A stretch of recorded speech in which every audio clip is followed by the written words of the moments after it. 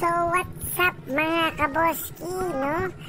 Panibagong episode na naman ng panibagong kwento. Tara, samahan nyo ko o kami pala sa isang paraiso sa loob ng Bantayan Island, ang makulay at mapayapang Virgin Island. Kasama natin ngayon siyempre ang tropa, ang Team QAC at CM Ops ng Central Luzon. Handa na ba kayo sa puting buhangin, malinaw na tubig at ang cliff diving? Let's go! Pagdating pa lang namin sa Virgin Island, parang bumati agad yung kalikasan, no? Napaka-kristal ng tubig. Kitang-kita mo yung ilalim, yung buhangin, no? Malapulbos ang buhangin. Napakaputi, napakapino. Sadyang nakaka-relax sa paa. Habang lumalakad kami, makikita mo ang perpektong kombinasyon, no? Ng bughaw na langit, berde ng mga puno at turkisa ng dagat, no? Grabe to mga kaboski. Iba talaga kapag ang isang isla ay pinangangalagaan. Para ang nasa postcard na gumagalaw. Napakaganda. Grabe. Puting-puti ang buhangin. Wala akong masabi.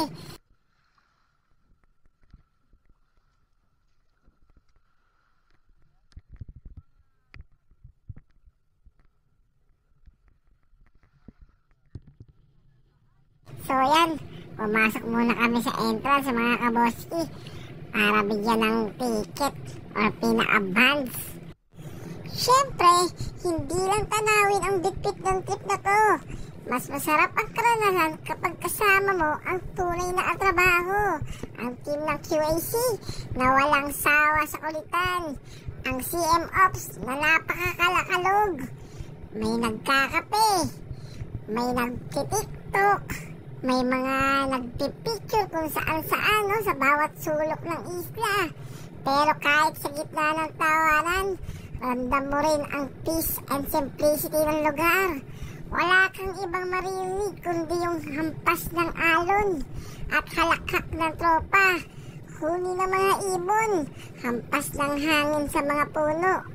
Ganon kasarap dito sa Virgin Island. At ito na mga kaboski, ang pinakakaabangan nyo, ang cliff diving. Habang papalapit ako sa cliff diving area, ramdam ko yung kaba na may kasamang sarap na pakiramdam. Yung tipong tanong mo ba sa sarili mo, handa ka na ba para tumalon sa cliff diving na to? Pero sabi nga nila, minsan ang saya nasa lakas ng loob yan. Diba? Ganun talaga yan.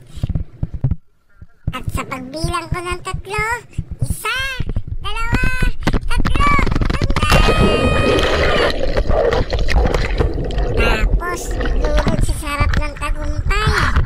Napakasaya. Napakasarap sa pakiramdam. Malampasan yung ganitong pagkakataon. Matalon sa ganong kataas na cliff dive. Mga kaboski, pagkatapos ng cliff diving, umupo muna kami sa ilalim ng puno. Hawak ang malamig na buko, tanaw ang dagat. Ang sarap balikan ng mga ganitong pagkakataon.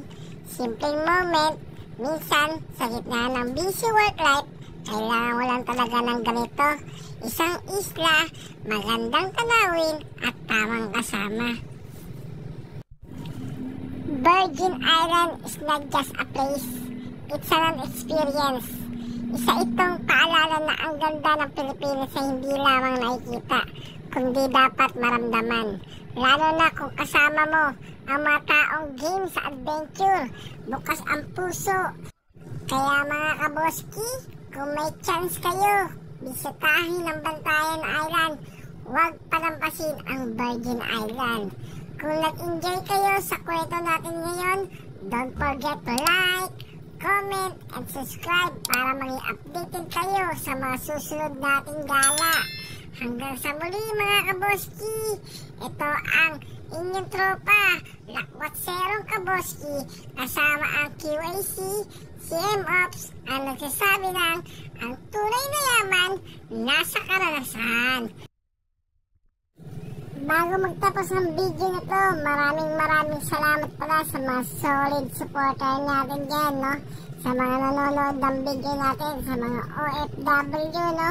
Sa mga mahilig sa ganitong gala, mega love shoutout sa inyo. Maraming salamat, no? Lalo na sa mga kasama natin dito sa Bantayan Island, no? Ang Central Luzon, QAQC team, at ang CM Ops. Maraming salamat, no? Mega love shoutout sa inyo. Hanggang sa muli mga kaboski. Bye-bye!